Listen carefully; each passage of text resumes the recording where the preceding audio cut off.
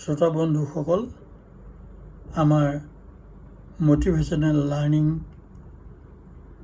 YouTube চেনেললৈ আপোনালোকক স্বাগতম। আপোনালোক বহুতেই নিজৰ ল'ৰা ছোৱালী নাতি নাতিনীয়ে যেতিয়া দৰৱ খাব নোখোজে তেতিয়া নাকটো চেপা মাৰি ধৰি দৰৱ খুৱাবলৈ যত্ন কৰে।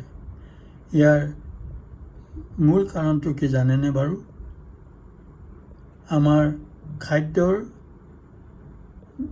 20% সোৱাদ জিভাই নিয়ন্ত্ৰণ কৰে, বাকী 80 পৰা 90% গোন্ধে নিয়ন্ত্ৰণ কৰে।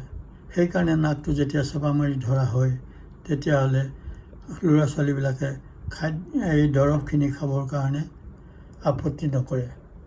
এই বিষয়ে অধিক জানিবৰ কাৰণে মানৱ শৰীৰ এক ক্ষুদ্ৰ ব্ৰহ্মাণ্ডৰ আমাৰ অহা 26 জুলাই দেওবাৰে সম্প্ৰচাৰ হ'বলগীয়া জিভা আৰু নাক, স্বাদ আৰু গোন্ধৰ যমজ প্ৰহৰী এই খণ্ডটি চাবৰ কাৰণে আপোনালোকক অনুৰোধ জনাইছোঁ। ধন্যবাদ।